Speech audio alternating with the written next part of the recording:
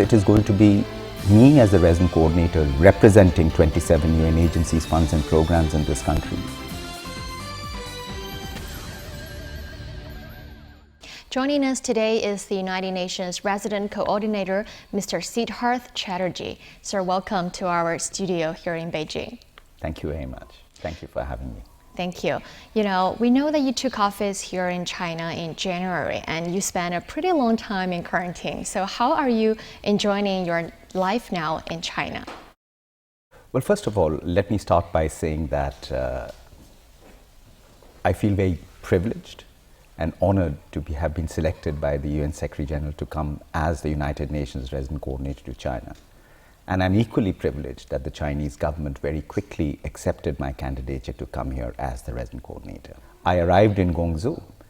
What I found fascinating was every department of government working seamlessly, whether it was the local authorities, the MFA, the health, all working seamlessly to make sure that we got through the airport, through the process of checks, straight to the quarantine hotel.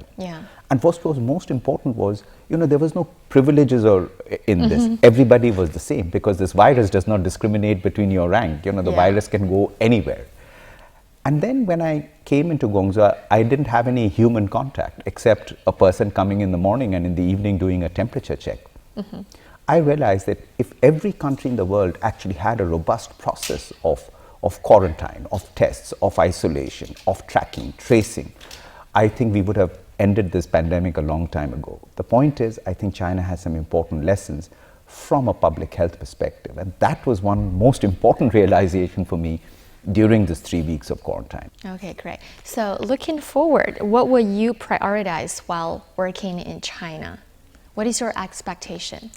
So first and foremost, it is going to be me as the resident coordinator representing 27 UN agencies, funds and programs in this country. So with the Chinese government and the United Nations family, we have something known as the UN Sustainable Cooperation Framework, and which started in January 2021, and this goes on till 2025. And there are 3 strategic areas that we will work on with the Chinese government. First is people and prosperity, and is to really, as I said, safeguard the gains that China has made in ending poverty, and not just that, making sure that we minimize inequality, we leave no one behind, and therefore people and prosperity go hand in hand. Number 2 is the planet. We have one planet. What is it that we could do to become the custodians and safeguarding not just that one river or one lake or one community in China, but everywhere else in the world? So therefore this is going to be absolutely critical. I hope to be working closely with the Chinese government towards its ambition of, achieving carbon neutrality and actually becoming a model for the rest of the world of a green economy. And the third is partnerships. Now, I think this is very important, partnerships where it is partnerships within China that I wish to forge with government, with the private sector, with foundations, with civil society. So I see incredible opportunities during my time here as the resident coordinator, areas that I'm very committed to, and working with the government of China to make it happen.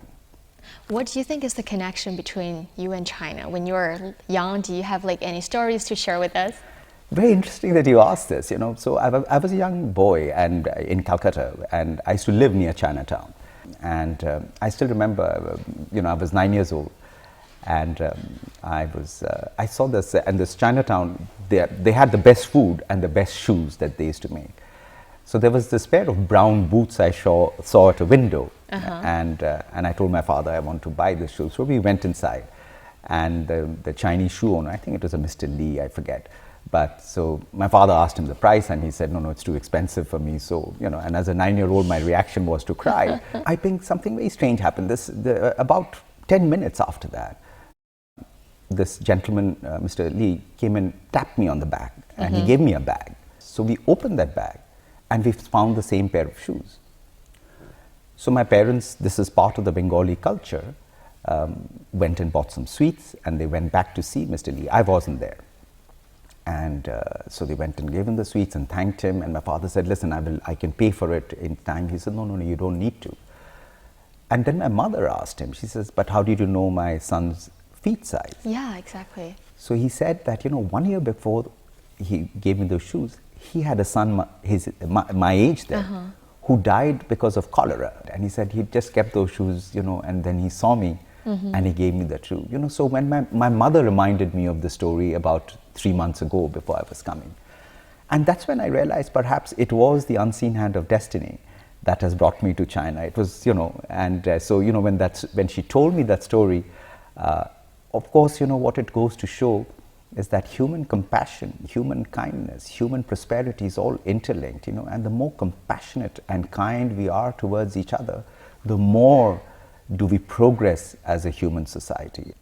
At present, global governance meets new challenges with rising anti-globalization, unilateralism, and protectionism. So in your opinion, what is the significance of building a community with a shared future for mankind, especially for global development? China has said that by 2060 they want to have a carbon neutral country. Yeah. So the climate is one place where the world can come together. Rebuilding economies. Don't forget that the COVID-19 pandemic, the economic crisis it has caused in terms of loss not just of lives but of livelihoods, is comparable to the Great Depression of the 1930s. How do we as a global community come together to rebuild, to renew human prosperity? Because the Sustainable Development Goals is just 10 years away, and without us coming together, we will not be able to achieve it. The third area is really making sure that we unite behind the purposeful building up of human development. It is because of societies being left behind, it is because impoverishments, it is because of instability that we are seeing close to 75 million people in the world who've been displaced. It's the biggest displacement that has taken place since the Second World War. What can we do together as the United Nations, together with its member states, where China has such an important role to play in bringing, as the Secretary General says, to bringing peace in the world? We need world peace. All these things, on focusing on health, on focusing on the climate, on focusing on economic prosperity, will bring stability and peace.